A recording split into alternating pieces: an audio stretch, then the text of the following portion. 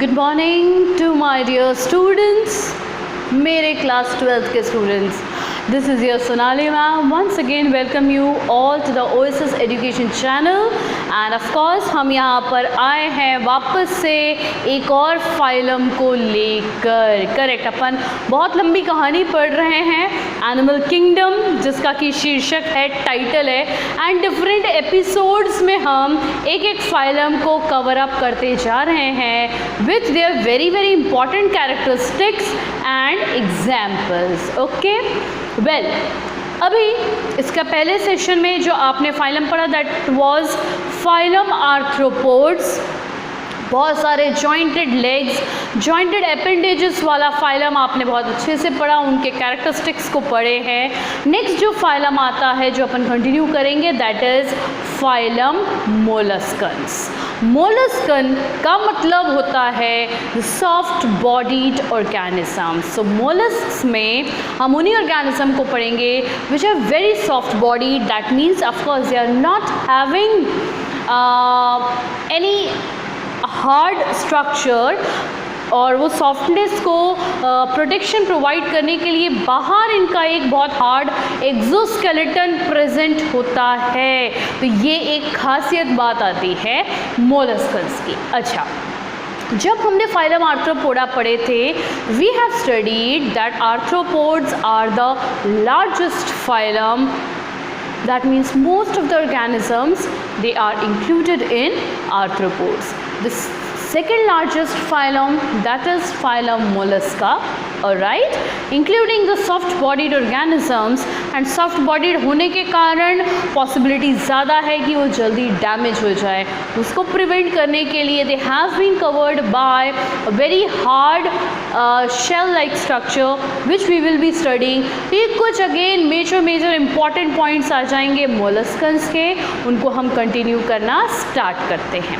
ठीक है, अब मोलस्कन्स जो हैं mainly they are found in aquatic source, may be fresh water और marine form, and few of them वो टेरेस्ट्रियल भी है, मतलब वो वाटर से वापस लैंड में भी रह सकते हैं. ओके, पहले स्टार्ट करते हैं इसके एग्जाम्पल से. एक सबसे खतरनाक इसका एग्जाम्पल है octopus. You know it very well, there are so many arms, 8 arms are there, therefore octo word is there. ठीक है ना. तो ऑक्टोपस के देखें तो that is very soft bodied organism, but उसमें कोई एक शेल लाइक स्ट्रक्चर नहीं होता. Other than that some other examples include pila, जिसको कॉमनली बोला जाता है एज एप्पल स्नेल. ठीक है, सीप कैल्शियम कार्बोनेट से बना होता है, उसके अंदर ये स्नेल्स प्रेजेंट हैं. अनदर एग्जाम्पल में आएगा यूनियो. ठीक है, एक और एग्जाम्पल आता है as chiton, not chitin. Chitin बात करेंगे तो अपन फंगस पहुंच जाएंगे, है ना. That is chiton. तो काइटिन से कहीं ना कहीं रिलेशन है, and these are simply they are having the hard shell outside to protect the soft bodied organisms. ठीक है, ये कॉमन एग्जाम्पल से हम इनके कैरेक्टरिस्टिक्स को पढ़ना स्टार्ट कर रहे हैं which is the second largest phylum. Again the common characteristics will come: bilateral symmetry, triploblastic, and organs system level of body organization. But there is one exception in case of symmetry and the example is phyla. जो पाइला होता है वो asymmetric है because of, यहाँ पर हम further point पढ़ेंगे, some of them they are asymmetric. Snail pila है, स्नेल्स है, some snails, pila is apple snail. ठीक है, ड्यू टू ट्विस्टिंग और टॉर्शन, वो इतना ट्विस्टेड प्रेजेंट रहता है शेल के अंदर कि उसकी जो बॉडी है ट्विस्टेड है, so that it can not be divided into 2 equal parts अगर उसको हम किसी भी एक्सिस से कट करें. इसलिए ये एक्सेप्शन आता है snails of mollusc, they are asymmetrical. ठीक है, तो हमने पढ़ा they are bilaterally symmetrical, triploblastic, organ system level of organisation. Exception वाला पॉइंट जो है वो आप ध्यान रखिएगा, and it is due to twisting और टॉर्शन. Okay fine. अच्छा, वन मोर थिंग जो यहाँ छूटा है कि मोलस्कन्स की स्टडी को, जैसे अपने पढ़ा था वर्म्स की स्टडी को हेलमिन्थोलॉजी बोलते हैं, सिमिलरली मोलस्कन्स की स्टडी को it has been given the term as malacology. Malaco soft bodied organism की स्टडी करना, लॉजी, ठीक है, fine.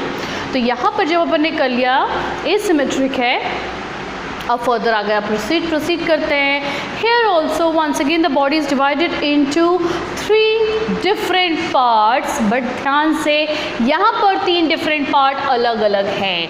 The first part is head, next part is visceral mass और hump, and the third part it is muscular foot. The above portion that is head, which consists of many sense organs, maybe eyes or some sensory tentacles. In case of octopus you can see it very well, eyes head में present होते हैं, जो कि और साथ ही साथ उनमें बहुत सारे sensory tentacles है to sense the danger, to sense the food, ठीक है, to sense the condition of water, osmolarity of water, pH of water, ये सारे सेंस ऑर्गन्स, ये बहुत सारे सेंस ऑर्गन्स है, but sensory tentacles and organ eyes are present on head. Second part आता है वेंट्रल डॉर्सल विसरल मास या हम, डॉर्सल यानी अपर वाला पार्ट, हम थोड़ा ऊंचा उठा हुआ रहता है, कैमल का हम्प रहता है वैसे ऊंचा उठा हुआ पार्ट रहेगा, उसके ऊपर ही एक्चुअली वो शेल लाइक स्ट्रक्चर आता है। एंड द लोअर पार्ट जिसको अपन बोलते हैं ventral, it consists of muscular food of course for locomotion. तो हेड डॉर्सली क्या प्रेजेंट है, विसरल मास और harm which consists of visceral organs, and lower side में present होता है muscular food for locomotion, ठीक है। Next, soft and spongy skin they form mantle or pallium over visceral हम। अब बॉडी का ऊपर वाला पार्ट मैंने आपको बताया विसरल हम, उसके ऊपर जो स्किन है वो एक स्ट्रक्चर बनाता है नोन एज मेंटल और पैलियम। मेंटल आउटर कवरिंग मतलब मेंटल, फिर स्पेस आता है, देन आता है visceral hump. So the space between visceral hump and mantle is known as mantle cavity, and mantle के ऊपर ही hard shell, calcareous shell develop होता है, ठीक है। तो क्या बताया, बॉडी में हेड है, अपर पार्ट डॉर्सल पार्ट में क्या प्रेजेंट है, विसरल हम, उसके ऊपर प्रेजेंट होता है mantle, and mantle and visceral hump के बीच में जो स्पेस है known as mantle cavity. The lower ventral portion is known as muscular foot, and the mantle, important point आ जाता है, the mantle it secretes calcareous shell which is made up of calcium carbonate of course, and there is one more protein known as conchiolin protein।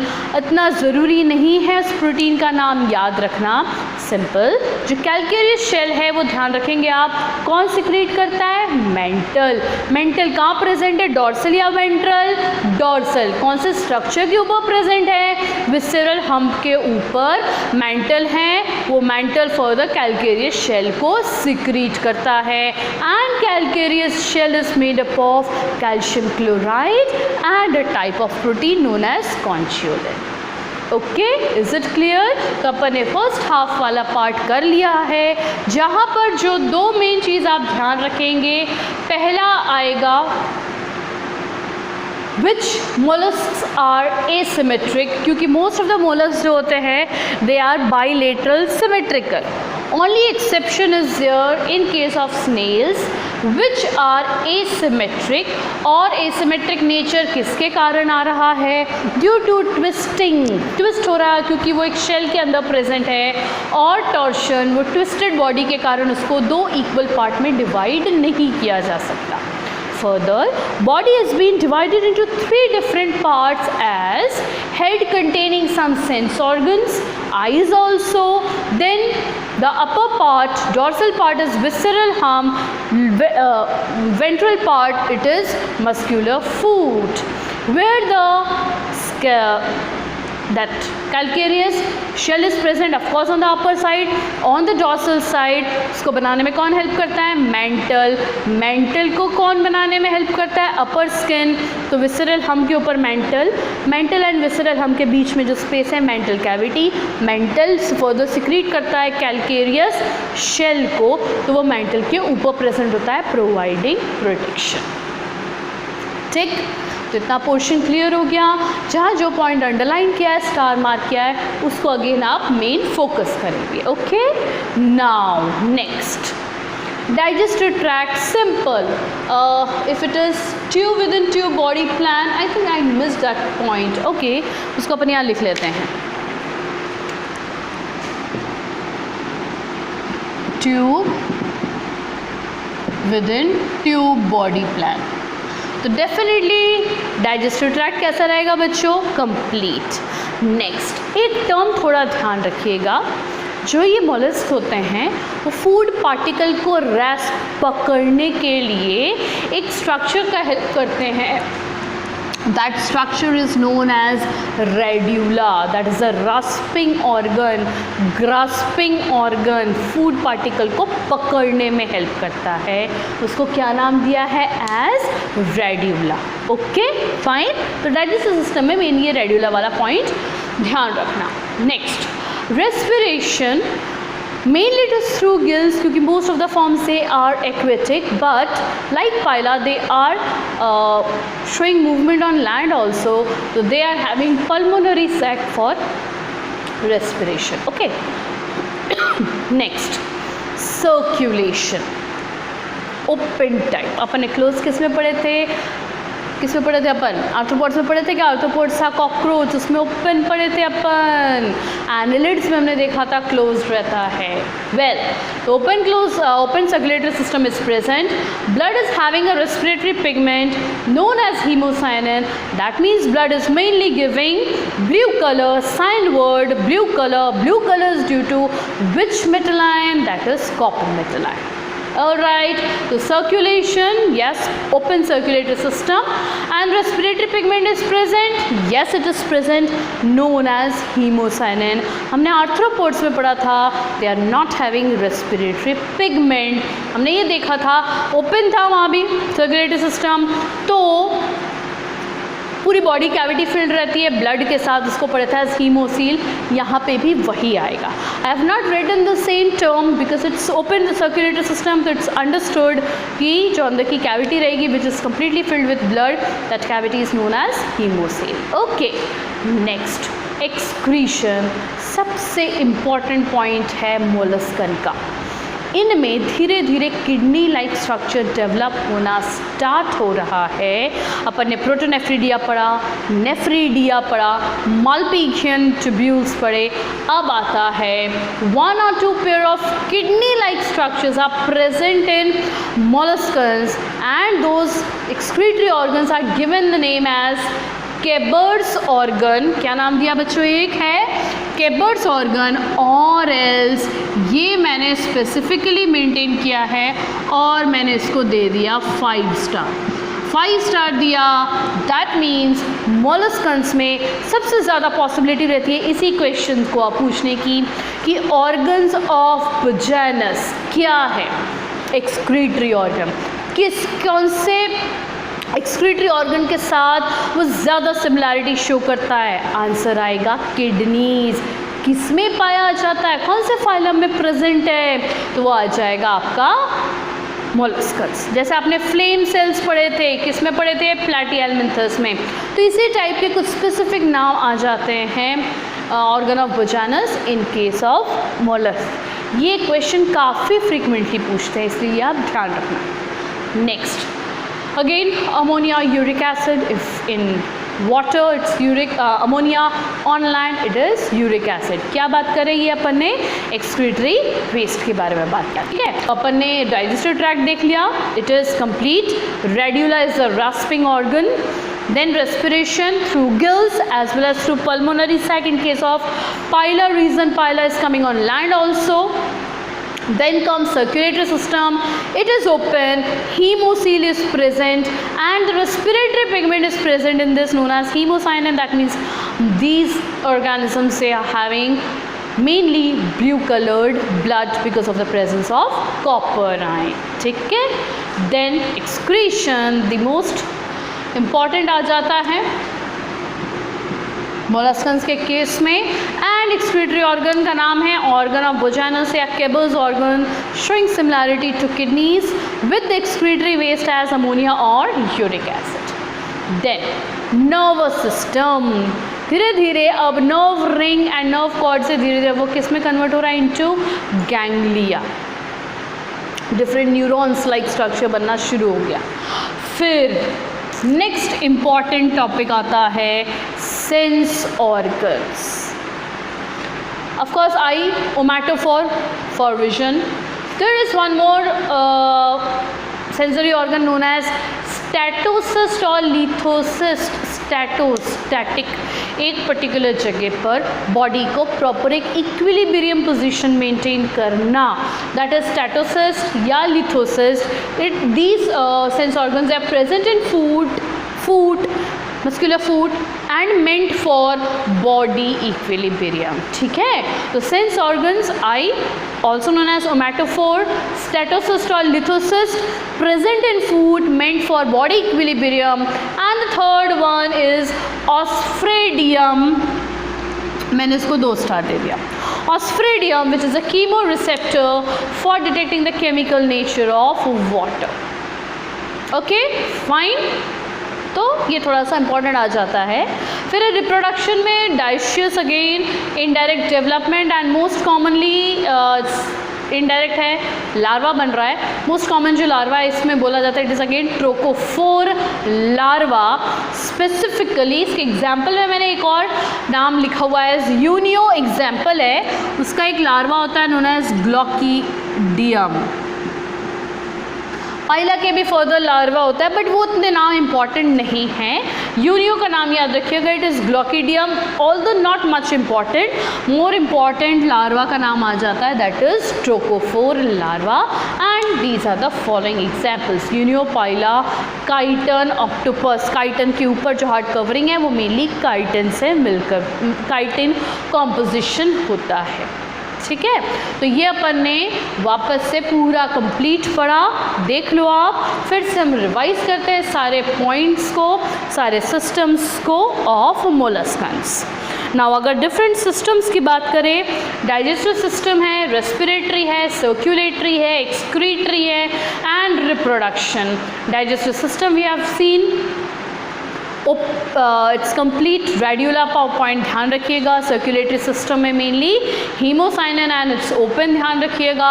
Excretory system very important to 1 or 2 pairs of kidneys known as Keber's organ और organ of Bojanus ध्यान रखिएगा. And further respiration bye gills और pulmonary sac.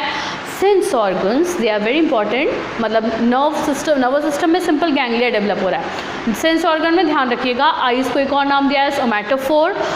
For body equilibrium it is statocyst. Word को समझो, static. Lithosphere, litho land एक ही जगह रहता है इसलिए लिथोसिस्ट. ठीक, correlate, you will definitely get it. And the third one is osphradium. They are chemoreceptors. Dioecious organs, indirect development. Mostly the larval form of molluscans, they are known as trochophore with the following examples. ठीक है. Again मोलस्कन्स में ज़्यादा important 2-3 points ही है तो उनको आप focus करिए once again. And जैसे कि मैंने आपको कहा, पॉइंट नोट बना रहे हैं स्पेसिफिकली. आप पूरा अगर नहीं बनाओ, सिर्फ स्पेसिफिक पॉइंट्स को भी बनाओ तो आपका फाइलम रेडी होते जा रहा है. एग्जाम्पल और ये स्पेसिफिक कैरेक्टर मेन है. ठीक है, फाइन. तो ये we complete the next phylum, that is phylum molluscans. Next lecture में अपन पढ़ेंगे phylum echinodermata which is the last phylum of invertebrates या फिर नॉन कॉर्डेट्स. इसके बाद स्टार्ट हो जाएगा हेमीकॉर्डेट पार्ट. तो नॉन कॉर्डेट्स में लास्ट आता है इकिनोडर्मेटा जिसमें हम स्टारफिश के बारे में पढ़ेंगे. ठीक है बच्चों, तो इतना अच्छे से आप पढ़ो, प्रिपेयर योर नोट्स एंड कोई डाउट होगा तो ज़रूर you can share it with me, right. तो we will see each other once again tomorrow. Till that time, remain very happy, very healthy. Do take care of yourself and continue with your studies. Thank you so much.